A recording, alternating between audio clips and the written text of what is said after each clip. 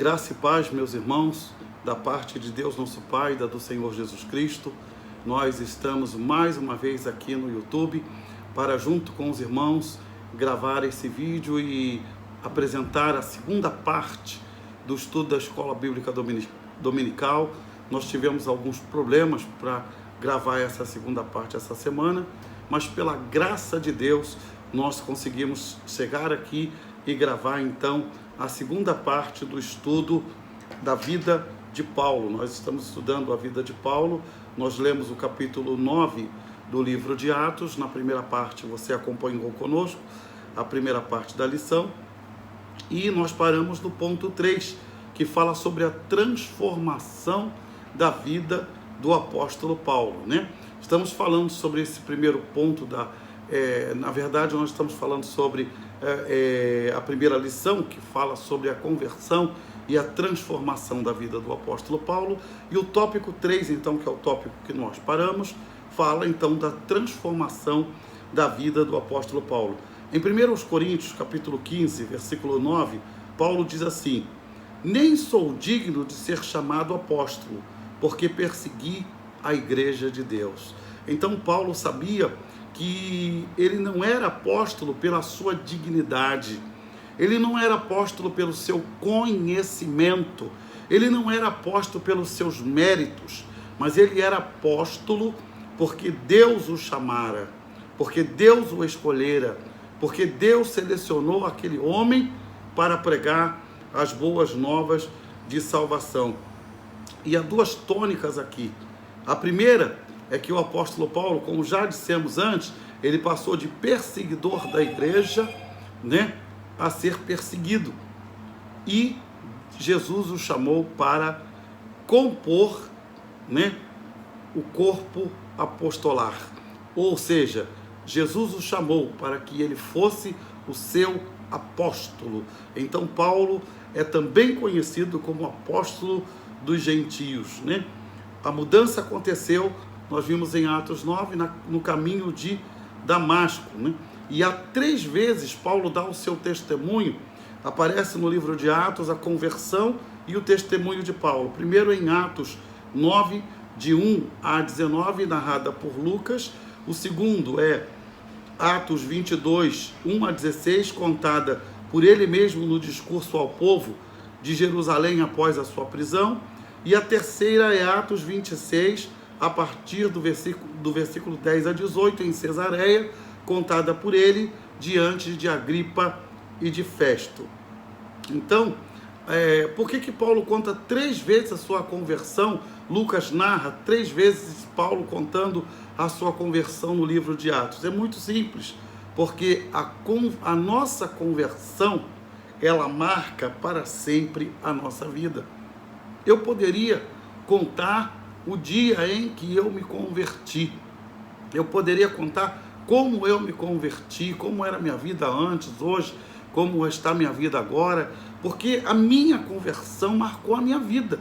E eu sei que a sua conversão também marcou a sua vida. E se porventura você está me assistindo e ainda não teve um encontro com Jesus Cristo, o dia que você o convidar para entrar no seu coração, ele vai marcar a sua vida. E você nunca mais vai esquecer deste dia em que você teve o encontro com Jesus Cristo. Talvez você não lembre a data, talvez você não lembre o ano, mas você vai se lembrar daquele momento e daquela circunstância em que Cristo te encontrou. E isso, para todo cristão que verdadeiramente teve encontro com Jesus, é marcante, assim como foi marcante também para o apóstolo Paulo, porque o apóstolo Paulo converteu-se a Jesus e ele nunca mais foi o mesmo. Paulo teve a sua vida transformada por Cristo. Paulo teve a sua vida totalmente modificada por Jesus, a ponto dele dizer em Gálatas 2:20, não vivo mais eu, mas Cristo vive em mim, e a vida que agora vivo na carne, vivo na fé do Filho de Deus, o qual me amou e se entregou por mim. Então a transformação na vida do apóstolo Paulo foi tão grande, tão grande, tão grande, que o apóstolo Paulo queria viver para Jesus. E ele, que tinha se preparado tanto para ser um judeu ortodoxo, ele diz: olha, reputei tudo que eu fiz como perda para que eu pudesse ganhar a Cristo. Então Paulo sente a alegria de uma vida transformada. Muitos tentam desacreditar a experiência do apóstolo Paulo. Eles dizem que quando Paulo estava no caminho de Damasco, ele teve aquela alucinação, porque ele estava cansado emocionalmente, ele estava caminhando no sol de meio-dia, e pode ser que ele teve uma insolação. Essa é uma das explicações que dão.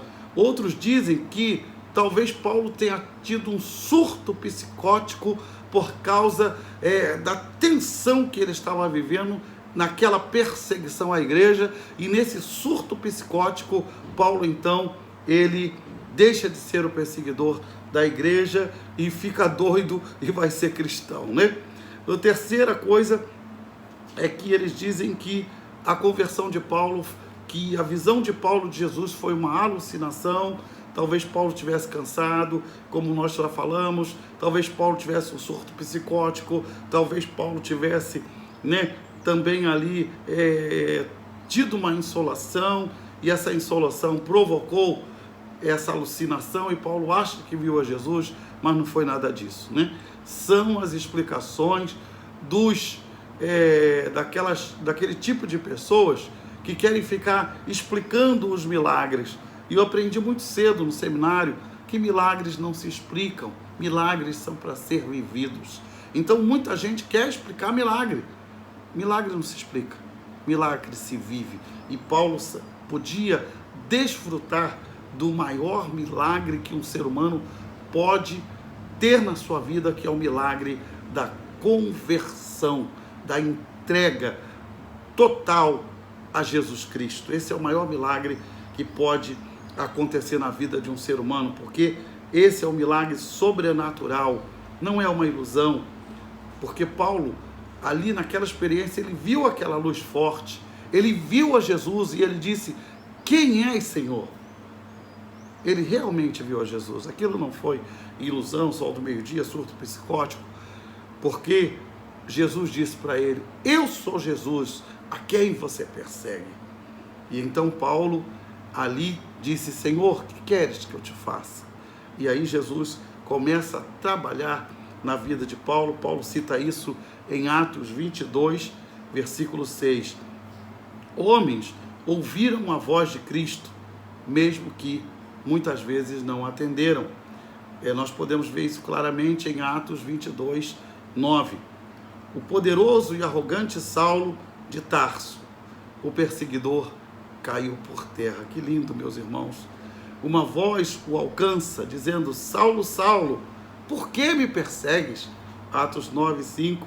E a repetição do nome próprio era uma forma carinhosa de tratamento. Quer dizer que Jesus, quando diz: Saulo, Saulo, por que me persegues? Jesus não está confrontando a Saulo. Jesus está dizendo: meu filho, por que você está me perseguindo? Então Jesus está falando carinhosamente. Nós podemos ver essa forma carinhosa de falar repetindo em Êxodo 3:4 e 1 Samuel 3:4. Então, nós podemos ver claramente que o Senhor falou com carinho a Saulo: Saulo, Saulo, por que me persegues? Ele odiava, sem conhecer, o dono daquela voz, que era o próprio Jesus. E o dono daquela voz amava a Saulo, que depois foi chamado de Paulo. Atônito, Paulo pergunta: quem és, Senhor? Quem és, Senhor? E a resposta foi: eu sou Jesus, a quem você persegue.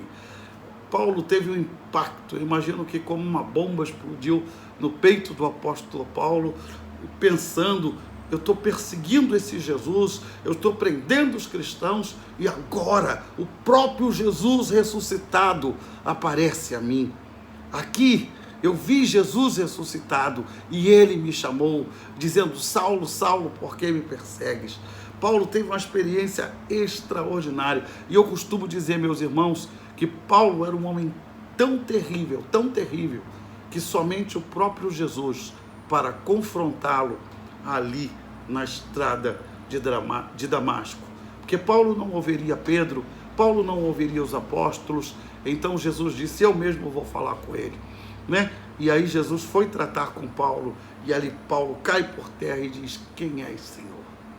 Assim acontece na vida de muitas pessoas que não crê nos apóstolos, não crê nos pastores, não crê nos profetas, mas um dia essas pessoas têm um encontro poderoso com Jesus.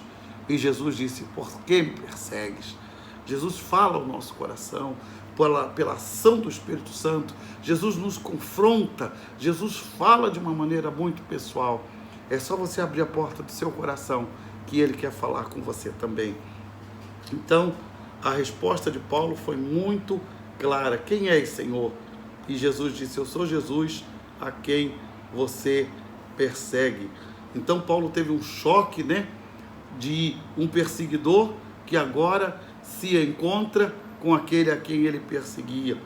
E ele não perseguia seguidores de uma superstição, mas alguém vivo que agora alcança e o derruba. Então Jesus não era uma superstição, Jesus não era uma crendice, Jesus era uma pessoa, e fez com que Paulo caísse do cavalo para que Paulo pudesse entender que diante de Jesus ele precisava se ajoelhar, diante de Jesus ele precisava se humilhar, porque ele era apenas um homem e Jesus é Deus. Então, naquele momento, ele cai, ele está prostrado em terra e ele diz, quem és, Senhor? Ele começa a reconhecer que Jesus é o Senhor, que Jesus é real, que Jesus está vivo. Paulo perseguia, mas Jesus via. Paulo caçava os seus seguidores, mas o grande caçador dos céus veio caçar a sua presa.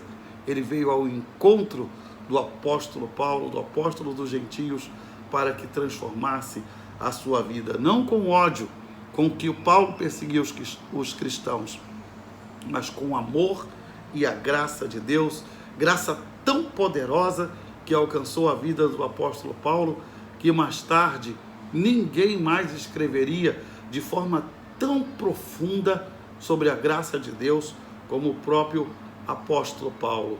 Ele experimentou em Jesus. Quem tem um encontro real com Jesus prova a graça de Deus. Em quarto lugar, meus irmãos, a lição fala sobre a disposição para o serviço. E essa está embasada naquela segunda pergunta de Paulo na sua conversão. Primeiro ele pergunta, quem és, Senhor? E Jesus disse, eu sou Jesus a quem você persegue. E a segunda pergunta é, que queres que eu te faça?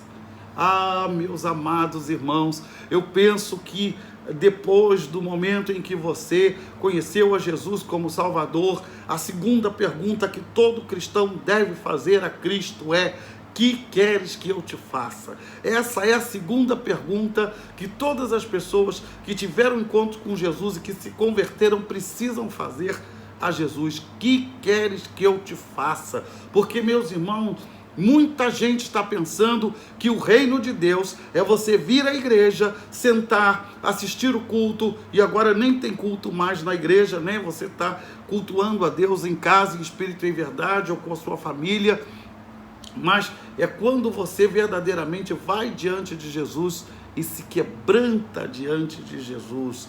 Mas, meus amados irmãos, depois desse quebrantamento, você precisa servi-lo. Você precisa servi-lo.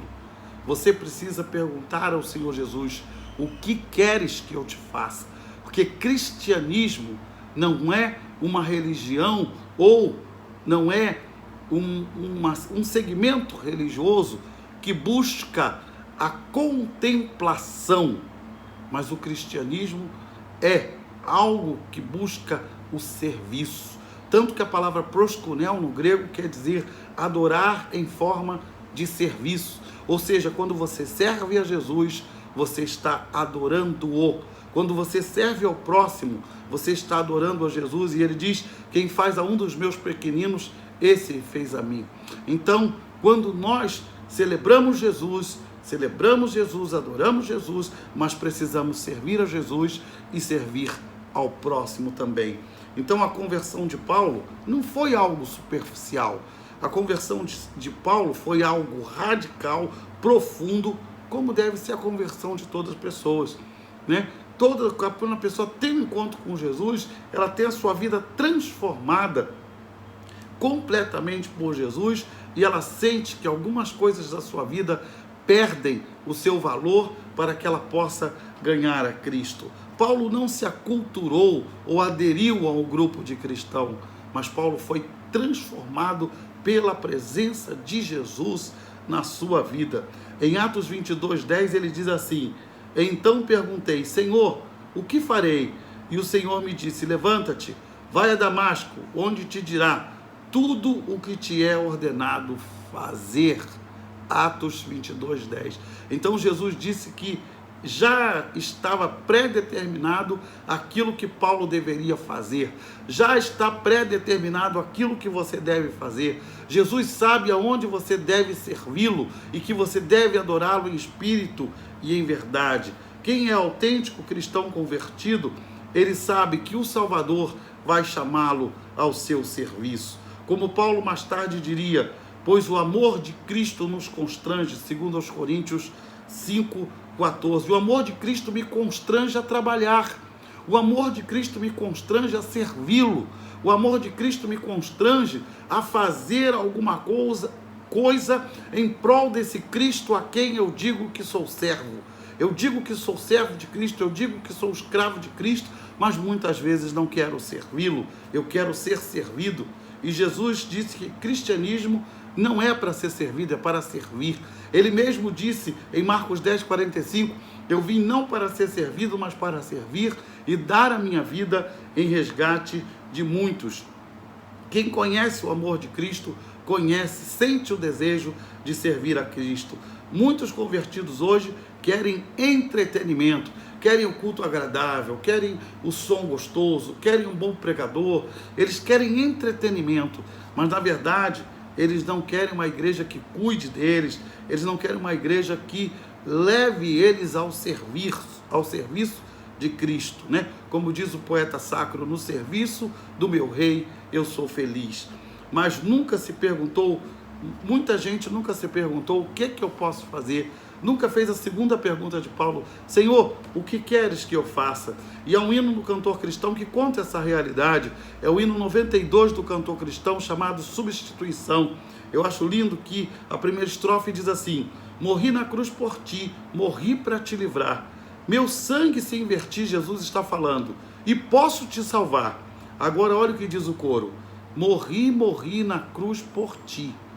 Que fazes tu por mim? Então, meus amados irmãos, Jesus deu a vida dele para que nós possamos servi-lo e servi-lo com o coração. Uma pessoa verdadeiramente salva é grato e mostra uma disposição de servir a Deus. Muitos querem ser servidos, mas não querem servir. E alguém já disse que quem não serve para servir, não serve para viver. Então Paulo, ele perguntou a Jesus, o que queres que eu te faça? Paulo queria seguir o exemplo de Cristo. Concluindo então, meus irmãos, essa lição no tópico para pensar e agir, vamos concluir algumas coisas. Nenhum coração é bastante duro para não ser alcançado pela graça de Cristo. Então entenda uma coisa, o apóstolo Paulo era duro, mas Jesus foi lá e disse assim, Paulo, por que me persegues?